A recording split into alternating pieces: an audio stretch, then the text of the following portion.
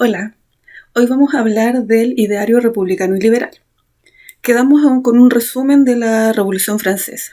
Hoy día vamos a ver las consecuencias que trajo este proceso revolucionario que comienza en Francia, pero que después se expande por Europa y el resto del mundo. Dos consecuencias de la Revolución Francesa van a ser el liberalismo y los sistemas de gobierno republicanos. El liberalismo va a ser una doctrina que tiene que ver con lo político, con lo económico y lo social, que defiende las libertades que tienen las personas, y para que estas personas puedan desarrollar estas libertades, el Estado tiene que tener ciertas limitaciones, limitar el poder del Estado para respetar las libertades de las personas. En el ámbito económico, uno de los principales pensadores de esta corriente se llama Adam Smith, que también es considerado el padre del capitalismo, porque el capitalismo y el liberalismo tienen mucha relación. Y por otra parte, a partir de la Revolución Francesa, se dan en el mundo los sistemas de gobierno republicanos. Recuerden ustedes que se termina con la monarquía absoluta. De ahí pasan a ser monarquías constitucionales o bien repúblicas. Y a partir de un pensador francés, que es Montesquieu, se plantea que los poderes del Estado tienen que estar separados. Tiene que haber un poder ejecutivo, uno legislativo y uno judicial. La sociedad tiene que estar regulada por leyes, y también estas autoridades que se van a elegir en una república tienen que tener un tiempo limitado, y estas autoridades se van a elegir de forma periódica, cada cierta cantidad de años. Por ejemplo, en Chile, el presidente se elige cada 4 años. Y surgen también los principios republicanos. ¿Qué significa tener una república en un país? Significa que ese país o ese estado va a tener soberanía popular. Esto significa que las personas tienen el poder de elegir a sus representantes. Y este poder lo ejercen a través del sufragio, que también se llama voto. ¿Ya? La separación de los poderes del Estado, como yo les decía. En una república los poderes del Estado están separados y son distintas instituciones las que ejecutan esta labor: el poder ejecutivo, el poder legislativo y el poder judicial. El ejecutivo a cargo de un presidente o un primer ministro, depende del sistema de gobierno; el legislativo a través de un parlamento, un congreso; y el poder judicial a través de los tribunales de justicia. Y también en los principios republicanos está un tercer factor, que es la igualdad ante la ley. Se adquiere en la Revolución Francesa, en la Declaración de los Derechos del Hombre y del Ciudadano, la libertad. Recuerden ustedes que es uno de los principios fundamentales, y se adquiere como derecho natural. Por el solo hecho del ser humano nacemos libres e iguales ante la ley. Entonces, para regular esta igualdad es necesario, ¿sí?, un marco legal. Y este marco legal y esta carta fundamental, la ley fundamental que tienen todos los países en la actualidad, se llama Constitución Política. Ya todas las repúblicas democráticas tienen que tener una constitución política que regula, ¿cierto?, garantiza derechos y establece deberes, y regula el sistema político y administrativo que va a tener el país. ¿Cómo se expresó el liberalismo durante el siglo XIX? En lo político surgen dos regímenes de gobierno. El parlamentarismo, que es un sistema de gobierno donde el poder legislativo tiene más importancia que los otros poderes, que el ejecutivo y que el judicial. Y se puede dar en una república o en una monarquía. En algún momento en Chile fuimos una república parlamentaria. Y en Chile, en el caso, fue entre 1891 y 1925. Y en Inglaterra, por ejemplo, o Gran Bretaña, Reino Unido, como le quieran llamar, todavía existe una monarquía parlamentaria. Entonces, aquí en este tipo de gobierno, el poder legislativo es el que predomina por sobre los otros poderes. Y también otra expresión del liberalismo es el constitucionalismo. ¿Qué significa esto? Significa que todas las repúblicas tienen que tener constituciones políticas para regular la autoridad del Estado, porque con una constitución política, lo importante que tiene esto es que nadie está por sobre la ley. La Constitución es transversal para los gobernantes y los gobernados. Esto se llama Estado de Derecho. Y también regula la vida en sociedad a través de las leyes. También, como les decía, garantiza derechos que hoy día son, por ejemplo, el derecho a la salud, a la educación, son derechos sociales también. Pero en esta época, que estamos estudiando siglo XIX, más que nada eran los derechos civiles y derechos políticos. Establecer libertades y deberes. Y las constituciones políticas organizan la estructura del Estado. ¿Qué quiere decir eso? Cuando un país, un Estado se conforma en república, tiene que tomar decisiones. Si va a ser un Estado unitario, con un poder central, o va a ser un Estado federal, donde existen varios polos de poder y cada uno tiene sus propias leyes. También si va a tener un poder centralizado o descentralizado. Otra cosa que tiene que tener presente la constitución política es el régimen de gobierno. ¿Qué organización política va a tener del Estado? ¿Cómo se va a administrar? Y ahí puede ser democracia, puede ser república, puede ser monarquía. En el caso de Chile, en nuestra constitución se establece que somos una república democrática. Y también establece los derechos y deberes de las personas. ¿Cuáles son los principales derechos individuales, derechos civiles, ¿cierto?, que adquirieron las personas post-Revolución Francesa? Principalmente lo que es la libertad individual. ¿Y qué involucra nuestra libertad individual? La libertad de pensamiento, ser libres pensadores. Podemos expresar nuestras ideas siempre y cuando sea con respeto y con argumentos. La libertad de reunión o asociación está garantizada en nuestra Constitución. Por esa razón, ahora que estamos en época de pandemia, para poder limitar esta libertad de reunión o asociación, tuvo que firmarse un decreto, es decir, una ley, para limitar esta libertad que tenemos, porque de otra forma, si se hiciera sin una ley de por medio, sería anticonstitucional.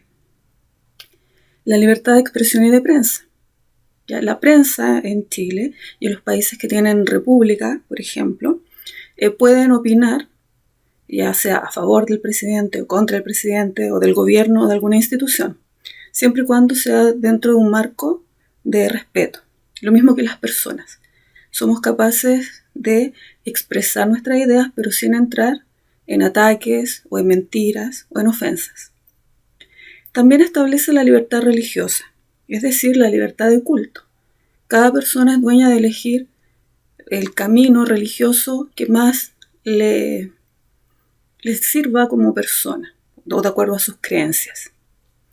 Otra cosa súper importante del liberalismo y de los derechos individuales es que se reconoce la propiedad privada. ¿Ya? Los bienes que tiene uno, que son de uno, y que haya leyes para proteger esos bienes. Y otro aspecto importante que se produce durante el siglo XIX fue que de a poco en algunos países se fue terminando con la esclavitud. A ese proceso se le llama el abolicionismo. Si bien los esclavos van a alcanzar su libertad, no así los derechos, porque todos estos cambios más que nada fueron para el hombre blanco. Los hombres de color van a tener que esperar, mujeres, ¿cierto?, toda la raza de color va a tener que esperar al siglo XX para que se reconozcan sus derechos. Vamos a hablar ahora sobre el liberalismo económico, ¿ya? El liberalismo económico, que fue, ¿cierto?, promovido por los burgueses, así como todos los cambios que estamos viendo, tiene que ver con la búsqueda del máximo beneficio personal.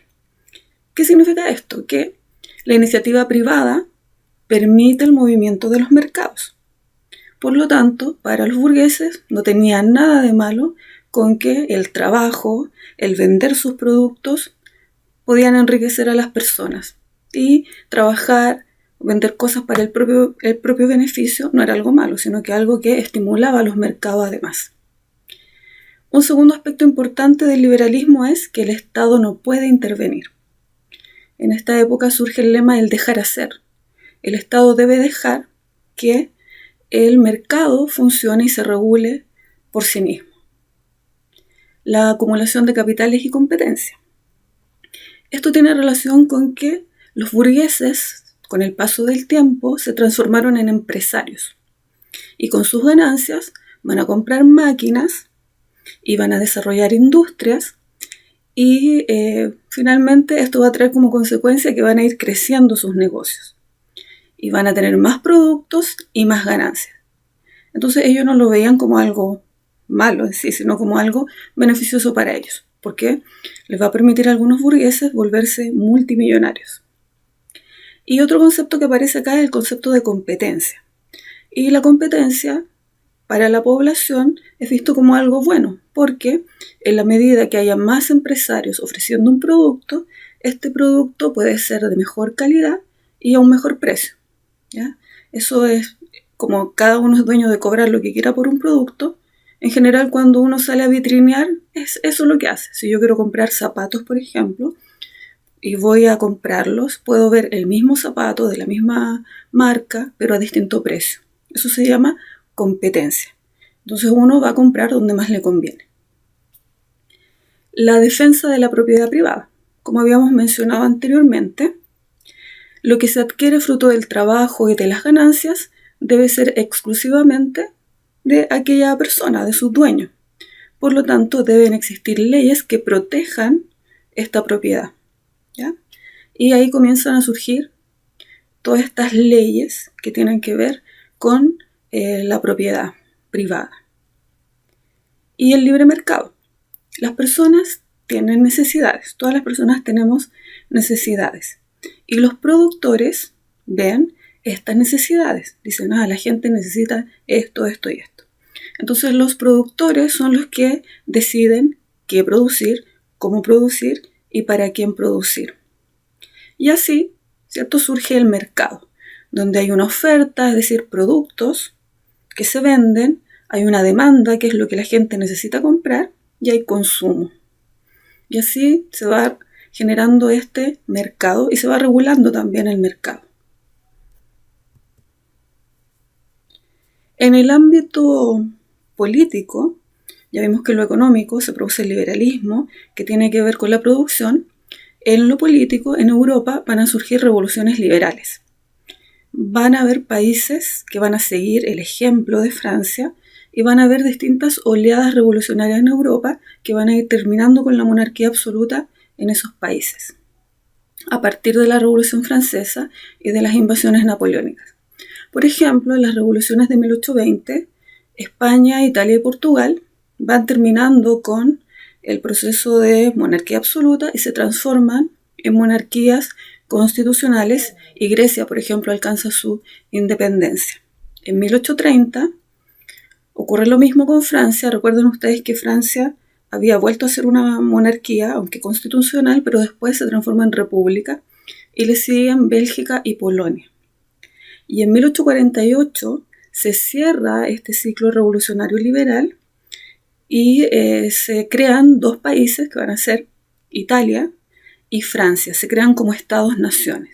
Se unifican todos los reinos, ¿cierto? Y se forman los países como los conocemos actualmente. Con un componente sí bien nacionalista. Dicen, ya, nosotros vamos a ser un país y pertenecemos a esto y van conformando lo que es la idea de nación, de que comparten una cultura común, costumbre en común, un idioma común. Entonces eso es importante. Y también porque por primera vez a partir de estas revoluciones surge la problemática de los intereses de los obreros y los trabajadores. Y también iniciativas como el sufragio universal masculino en Francia.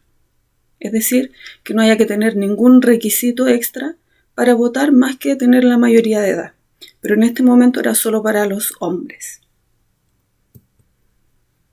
En América también fuimos afectados por esta corriente del liberalismo y provocan las revoluciones hispanoamericanas, porque había un deseo de autogobierno, porque los únicos que tenían más privilegios acá en América eran los peninsulares, es decir, los españoles. Por ejemplo, para ocupar un cargo público importante no se elegía gente de América, sino que venía gente de España a gobernar. Y los criollos, que eran los hijos de los españoles nacidos en América, se sentían tratados inferiores por esta razón. Entonces fueron conociendo las ideas de la Ilustración y aplicándolas para el caso americano. Muchos además habían estudiado en el extranjero. También comienza la lucha por los derechos individuales.